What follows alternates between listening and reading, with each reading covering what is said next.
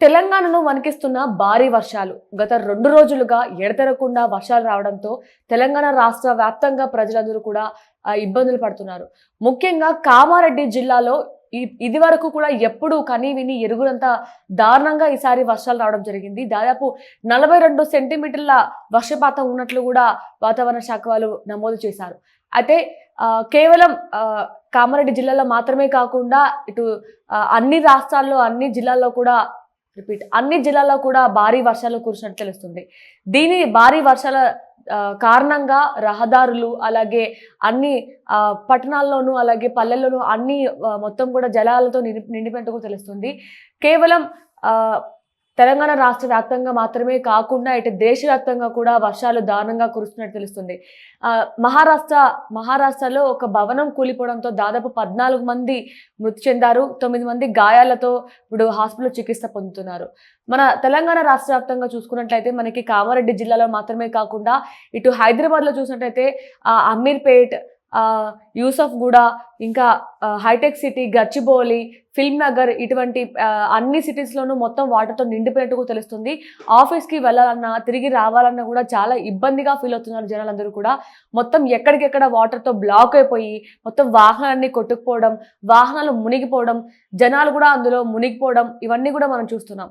అయితే ప్రస్తుతం వీటన్నిటికీ కారణాలు ఏంటి అని తెలుసుకునే ప్రయత్నం చేసినట్లయితే మనకి ఫ్లైఓవర్స్ మీద కూడా వాటర్ మొత్తం కూడా బ్లాక్ అయిపోతుంది.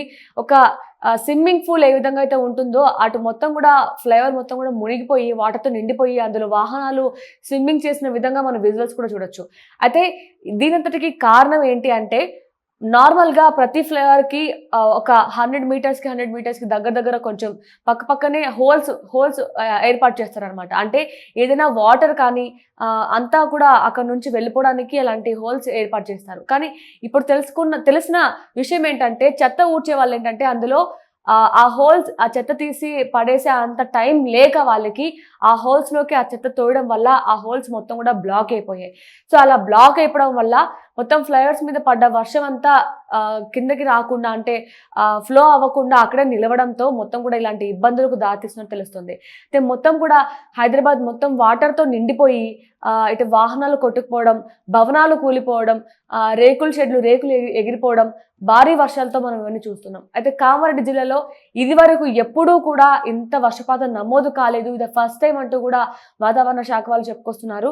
అయితే కామారెడ్డి జిల్లాలో మాత్రమే కాకుండా ఇటు పక్క జిల్లాలో కూడా చాలా వర్షాలతో రహదారులు కొట్టుకుపోయాయి, నార్మల్ రోడ్లు కొట్టుకుపోయాయి, అన్ని కొట్టుకుపోయాయి. సో ఇప్పుడు మనం ఎక్కడెక్కడ ఎంతెంత వర్షపాతం వచ్చిందో తెలుసుకునే ప్రయత్నం చేద్దాం. కామారెడ్డి బికనూరులో 27.9 సెంటీమీటర్లు, నిర్మల్లోని వడ్యాల్లో 27.58, కామారెడ్డిలోని తడ్వాయిల్లో 27, మెదక్ జిల్లాలోని సర్దానాల్లో 26.33, కామారెడ్డిలోని పాత రాజంపేటలో 24.1, మెదక్లోని నాగపూర్లో 23.65, నిర్మల్లోని విశ్వనాథ్పేటలో 23.38, ముజిగిలో 22, లింగంపేటలో 21.1 భారీ వర్షపాతం నమోదైంది. మరో 18 ప్రాంతాల్లో అత్యధికంగా భారీ వర్షపాతం నమోదైనట్లు వాతావరణ కేంద్రం ప్రకటించింది.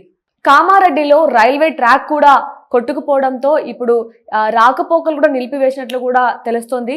అలాగే కేవలం కామారెడ్డి జిల్లాలో మాత్రమే కాకుండా చాలా ప్రదేశాలలో రోడ్లు కొట్టుకుపోవడం ద్వారా